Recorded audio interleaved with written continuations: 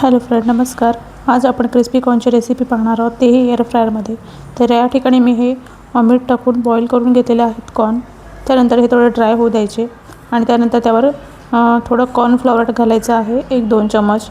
1 चमच चाट मसाला घालायचा आहे.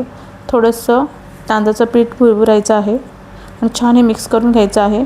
थोडीशी रेड चिली पण घालायची आहे, लाल तिखट. त्यानंतर हे एअर फ्रायरमध्ये 180 सेंटीग्रेडवर टेम्परेचर सेट करून 15 मिनटासाठी ठेवायचे आहेत. छान असे क्रिस्पी आणि कुरकुरीत होतात.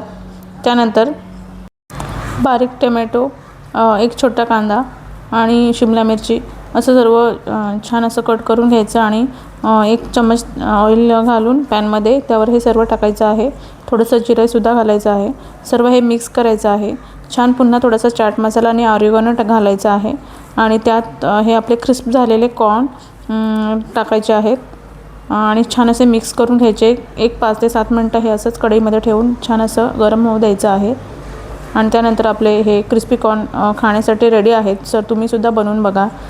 छान रेसिपी आहे. आवडल्यास लाईक, शेअर, सबस्क्राईब करा.